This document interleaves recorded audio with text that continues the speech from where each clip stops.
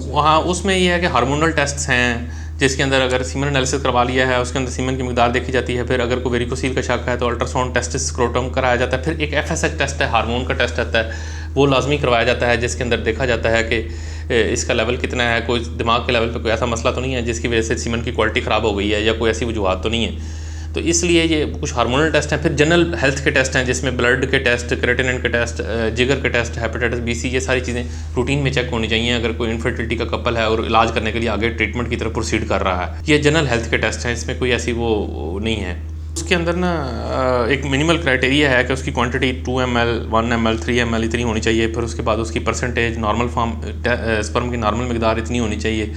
फिर उसकी 12 million 15 million पर ml काउंट होना चाहिए, ये मिनिमम स्टैंडर्ड है। फिर उसके बाद उसकी मोटेलिटी हरकत कितनी होनी चाहिए, 40% से ज़्यादा होनी चाहिए। तो ये सारे काफ़ी पैरामीटर्स हैं, उसके अंदर कोई 10 से 15 पैरामीटर्स हैं, वो एक एक करके सारे कोरिलेट किए जाते हैं कि पेशेंट के। फिर उसके बाद टेस्टिस का अल्ट्रासाउंड है, उसके अंदर हमें सिर्फ वेरिकोसील नहीं पता लगता, उसके हमें टेस्टिस का साइज़ भी पता लगता है कितना है। वो भी बड़ा इंपॉर्टेंट है चेक करना कि कोई ऐसी बीमारी तो नहीं है जिसकी वजह से टेस्टिस का साइज़ छोटा रह गया है और उसकी वजह से वो टेस्टिस आगे जरासीमी नहीं पैदा कर रहे होगी। अब मैं ब्रीफ उसके इलाज के बारे में बताना चाहूँगा कि वेरिकोसील अगर डायग्नोज होती है इनफर्टिलिटी के अंदर तो उसका इलाज बहुत ज़रूरी है, क्योंकि ये बहुत कन्फ्यूजन है।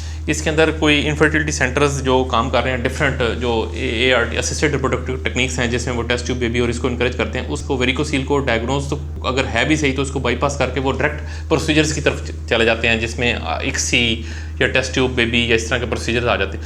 वेरिकोसील्स के बारे में ये है कि इसको ट्रीटमेंट होना बहुत ज़रूरी है। इसके फ़ायदा ये होता है कि इसके ट्रीटमेंट से नेचुरल कंसेप्शन के चांस, जिसमें कोई असिस्टेड टेक्निक्स की ज़रूरत नहीं होती, जिसमें ICSI और कॉम्प्लिकेटेड प्रोसीजर्स की ज़रूरत नहीं होती, आप डायरेक्ट वेरिकोसील का इलाज कराया है, वेंस की गुच्छा ख़त्म हो गया है 3 महीने बाद, और उसके बाद उसको स्पर्म के पैरामीटर बेहतर होना शुरू हो गए हैं और नेचुरल तरीके से कंसेप्शन भी हो सकती है। जिसके नेचुरल तरीके का मतलब यह है कि नॉर्मल मियाँ बीवी आपस में मिलते हैं दोबारा उसी तरह ही, और तकरीबन आपको विदिन 3 to 6 मंथ्स ऑपरेशन के आपको रिजल्ट्स मिलना शुरू हो जाते हैं। तो इसलिए वेरिकोसील का इलाज बहुत ज़रूरी है, और इसका इलाज है इस सर्जिकली, अगर वो सर्जिकल उस कंडीशन में है जब वेरिकोसील नज़र आ रही हो सामने, जो स्वेलिंग है, गुच्छा नज़र आ रहा हो, इसको कहते हैं क्लिनिकल वेरिकोसील। इसके ऊपर बहुत आर्टिकल हैं, बहुत रिसर्च है।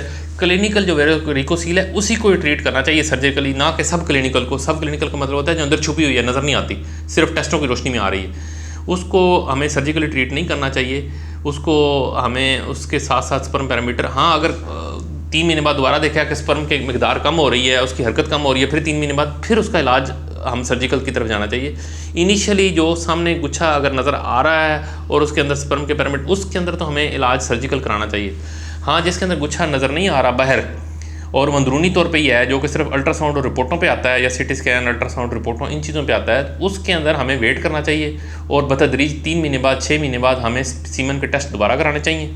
हाँ, अगर उसके अंदर कोई मसला आता है कि स्पर्म की क्वालिटी ख़राब हो रही है उस वेरिकोसील की वजह से, फिर उसको हमें सर्जिकली ट्रीट करना चाहिए। फिर सर्जिकल के इसके मुख्तलिफ तरीके हैं, वो हमें फिर नेक्स्ट किसी वीडियो के अंदर हम डिस्कस करेंगे कि उसकी कौन कौन सी टाइप्स हैं।